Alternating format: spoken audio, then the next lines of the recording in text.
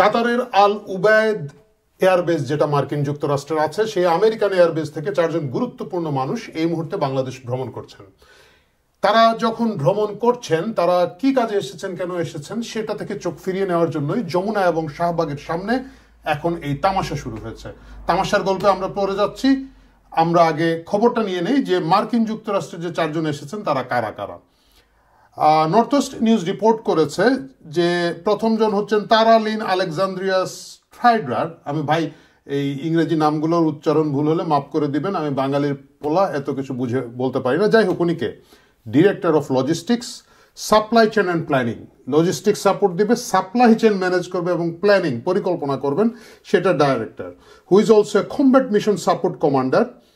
Defence contractor আরেকজন এসেছেন, তিনি হচ্ছেন ডেভিড থমাস রেফেন্ডা বাবার ও হোয়াট এভার, আমি নামগুলো আপনাদেরকে কোথাও দিয়ে দিব না, আপনারা সার্চ করে নেবেন। A product sales manager, arms dealer হিসাবে যারা কাজ করে থাকেন, এবং Michael Cody Thacker, senior director fleet operation. Fleet operation মানে আপনারা জানেন যে যারা ফ্লিটগুলো নিয়ন্ত্রণ করে, পরিবহনগুলো যারা নিয়ন্ত্রণ করে, সেটার সিনিয়র ডিরেক্টর।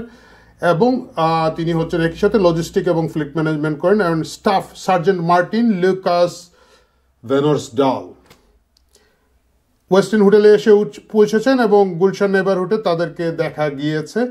এটা হচ্ছে আপাতত রিপোর্ট। যাই হোক, তারা কবে এসেছেন? তারা বৃহস্পতিবার এসেছেন, মে মাসের 8 তারিখে। Bangladesh Security Service said that USAF officers, all said to be contracted with the Defense Intelligence Agency DIA, may have been based out of Al Ubaid Air Base, which is 65 kilometers southwest of Doha. Doha থেকে 65 kilometre দূরের এই এয়ারবেজে এই 4 জন কাজ করে থাকেন। আপনাদের অনেকেরই মনে আছে, কিছুদিন আগে আমাদের সেনাপ্রধান দোহায় গিয়েছিলেন, জেনারেল ওয়াকার সেখানে গিয়েছিলেন। দুটো কাকতালীয় কিনা না আমরা জানি না, কাকতালীয় কুকিরতালীয় যাই হয়ে থাকুক, এই হচ্ছে ঘটনা। এবং তারা কেন এসেছেন? Al Udeid serves a headquarters and logistic base. তারা লজিস্টিক বেজ করে দোহাতে আল উবায়দ যেটাতে আছে সেখানে তাদের হচ্ছে লজিস্টিক ডিপার্টমেন্ট, সেখান থেকে তারা জিনিসপত্র পাচ করে থাকে। এর আগে এখানেও বলা হচ্ছে যে general Wakeruzzaman went to 2-day visit to Qatar on May 3, মে মাসের 3 তারিখে তিনি গিয়েছিলেন কাতারে। He was accompanied by the brigadier general Golam Mohiuddin Ahmed, director of ordnance organisation, এবং earlier brigadier general Ahmed was in the commander of the Bandarban base 69 infantry brigade. বান্দরবনের infantry ব্রিগেডের commander ছিলেন তিনি, তাকে সাথে নিয়ে গিয়েছিলেন কাতার ওয়াজের QA 639 ফ্লাইট নাম্বারে। Bangladesh security service source said that the 4 USF personnel will be in Dhaka till such a time, ততক্ষণ পর্যন্ত, that a cargo plane carrying large containers, একটা কার্গো প্লেন আসবে, large container, arrives at Shahjalan International Airport.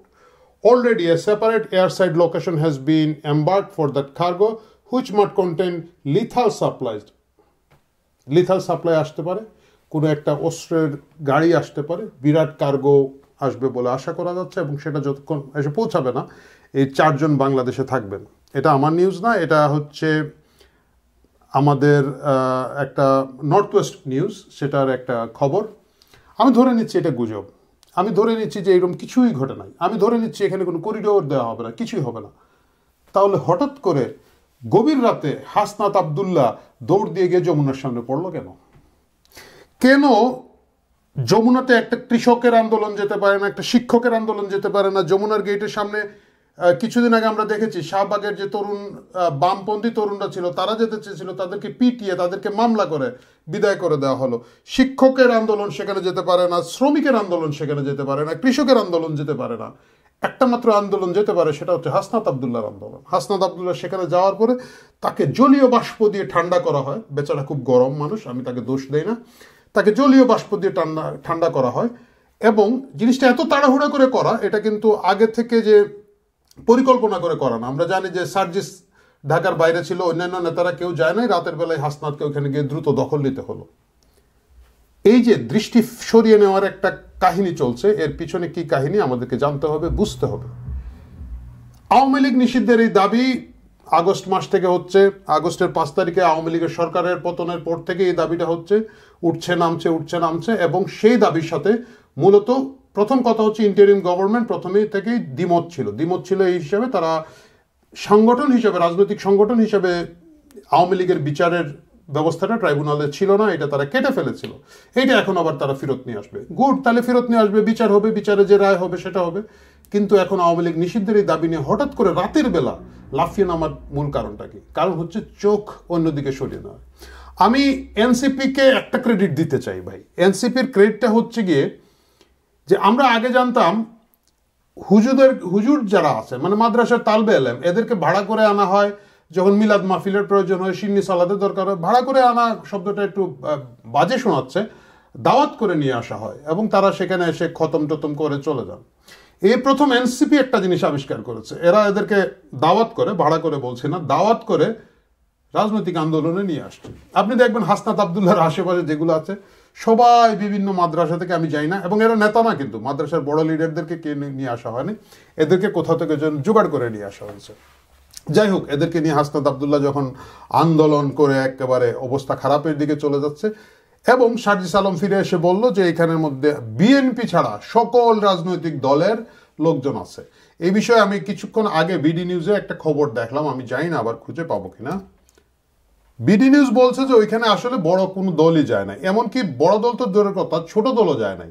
ছোট দল বলতে যেমন ধরুন নূরের দল আলাদা বিক্ষোভ করেছে, কিন্তু তারা কিন্তু ওইখানে যায় নাই। জুনায়েদ সাকিদের দল যায় নাই, মানে যারা একটা জুলাই আগস্টের আন্দোলনের একটা বড় স্টেক হোল্ডার, এরা কেউ ওইখানে যায় নাই বলে জানিয়েছে। জাসদের রব সাহেবের জাসদ যায় নাই,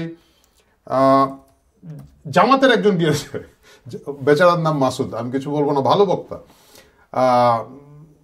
ডক্টর শফিক সামথিং মাসুদ, যাই হোক উনি গিয়েছেন। উনি গিয়ে দুই পাশে দুই বেগানা আওরত বা নারীকে নিয়ে বসে আছেন, এরকম একটা ছবি আমরা দেখলাম। এরাই হচ্ছে সেই লোক যারা 2013 সালে শাহবাগ আন্দোলনের সময় বলতো শাহবাগে ভালো লোক যায় না, ওইখানে সব খারাপ লোকরা যায়, ছেলেরা মেয়েরা একসাথে বসে আন্দোলন করে। এই কথা যে লোকটা বলতো সেই লোক ওইখানে গেছে। আরেকজন গেছে দেখলাম, মুফতি সামথিং, খুব জ্ঞানী একটা লোক আছে আমাদের, ওই যে যিনি m²2² এরকম কি যেন করোনার ওষুধ আবিষ্কার করেছিল, মনে আছে? হিটলার যে মাটির নিচের একটা জগতে একটা গর্ত দিয়ে পালিয়ে গেছে, মুফতি ইব্রাহিম, বৈজ্ঞানিক মুফতি ইব্রাহিম সাহেব এখানে গিয়েছে।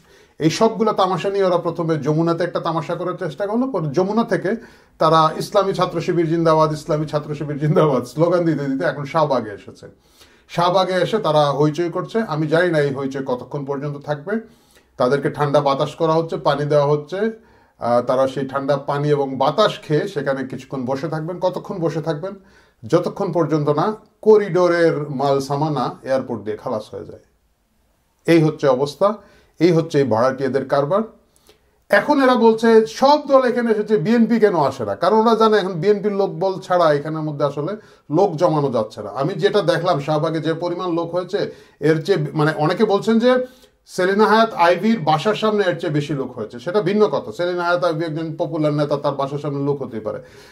শাহবাগ এলাকায় খুব ভালো চটপটির দোকান 3-4টাতে যে পরিমাণ লোক হয়, আজকে সেই পরিমাণে লোক ওইখানে শাহবাগে আছে, মানে এটা না হইলেও হইতো। এবং সেই লোকগুলা কারা কোথা থেকে আনা হয়েছে আমি একটু আগে বলেছি, আমি এটাকে রিপিট করতে চাই না। কিন্তু এই তামাশাটাকে খুব বড় আকারে করে রাখা হচ্ছে আওয়ামী লীগ নিষিদ্ধের দাবি এবং ধোয়া তুলে, এবং বলা হচ্ছে যে বিএনপি কেন আসে না। আরে ভাই, বিএনপি কেন আসে না এখন বলতেছো? তোমরাই তো বিএনপির এতদিন টেম্পু স্ট্যান্ডার্ড দল বলে আক্রমণ করলাম। মনে হলো যে এনসিপি একটা বিশাল দল হয়ে গেছে, তোমরা বিএনপিকে শোয়া ফেলা বা বিএনপির সাথে তোমরা একটা বিরাট যুদ্ধের মধ্যে চলে যেতে চাচ্ছিলা। সেই যুদ্ধটা তোমরা কেন ফেল করলা? এখন বলতেছো যে বিএনপি কেন আসে না। বিএনপির দরকার কি? তোমরাই তো বলছো যে বিএনপি জুলাই আগস্টে কোনো ভূমিকা নাই, তোমরা একাই সব ভূমিকা রাখছো। তো এখন তোমাদের লোক নাই কেন? নাই কারণ মানুষজন তোমাদের এই ধান্দাবাজি বুঝে ফেলেছে। বিএনপি নাই বা অন্যান্য বড় রাজনৈতিক দল নাই কারণ তাদের কাছে খবর আছে কি দিয়ে কি আড়াল করা হচ্ছে। মির্জা ফখরুল ইসলাম আলমগীর কিছুদিন আগে বলেছেন যে ছোটখাটো ইস্যুতে আমাদেরকে ডাকা হয়, শেখ মুজিবের জন্মদিন পালন করা হবে কি হবে না, সরকার করবে কি করবে না, সেটারও মতামতের জন্য আমাদেরকে ডাকা হয়। এত বড় একটা করিডোর দেওয়ার নীতিগত সিদ্ধান্ত আপনারা নিয়ে নিলেন, সেই সিদ্ধান্তের ব্যাপারে একটা বড় স্টেক হোল্ডার রাজনৈতিক দল বিএনপির সাথে কথা বলার প্রয়োজন আপনারা বোধ করলেন না। বিএনপি অবগত আছে বিমানবন্দরে কি হচ্ছে। বিএনপি এবং অন্যান্য রাজনৈতিক দলের যারা শীর্ষ নেতারা আছে তারা জানে কোথা থেকে চোখ ফেরানোর জন্য কোথায় এটাকে নিয়ে আসা হয়েছে। প্রিয় দর্শক, আমরা যেন সচেতন থাকি, আমরা যেন বুঝি যে বারবার ঘুঘু তুমি খেয়ে যাও ধান, এবার যাতে আমাদের সবার চোখে ঠুলি পরিয়ে আবার নতুন কোনো নাটকের উদ্ভব না হয়। আবার যাতে কোনো সোশ্যাল মিডিয়া হাইপ তৈরি করে এমন কিছু করা না হয় যেটা চূড়ান্তভাবে এই দেশের জন্য ক্ষতি হয়ে যায়, এই দেশের জন্য একটা বিপদ হয়ে দাঁড়ায়। সকলেই রাজনৈতিক সচেতন, সকলেই যার যার জায়গা থেকে রাজনৈতিক অবস্থান নেবেন। সেই অবস্থানটা যাতে সততার সাথে হয়, সেই অবস্থানটা যাতে দেশের স্বার্থের পক্ষে হয়, যে কোনো দলের হোক দেশের স্বার্থের পক্ষে হয়। কিন্তু দেশের স্বার্থকে লুকিয়ে রাখার জন্য এইসব নাটকবাজিতে যেন সাধারণ জনগণ হিসাবে আমি আপনি যোগ না দিই, চোখ কান খোলা রাখি, এটাই অনুরোধ। ভালো থাকবেন, কথা হবে পরের পর্বে। আওয়ামী লীগকে কিভাবে এখন দুর্মুজ দেওয়া হবে, সেকেন্ড লেভেলের দুর্মুজ দেওয়া হবে সেই বিষয়ে, কারণ হচ্ছে রিফাইন্ড আওয়ামী লীগের ফর্মুলা ব্যর্থ হয়ে গিয়েছে এবং সেটা কিভাবে ব্যর্থ হয়েছে সেটা নিয়ে কথা বলবো আমরা আগামীকাল। দেখার আমন্ত্রণ নিয়ে এই পর্ব এখানে শেষ করছি। ভালো থাকুন।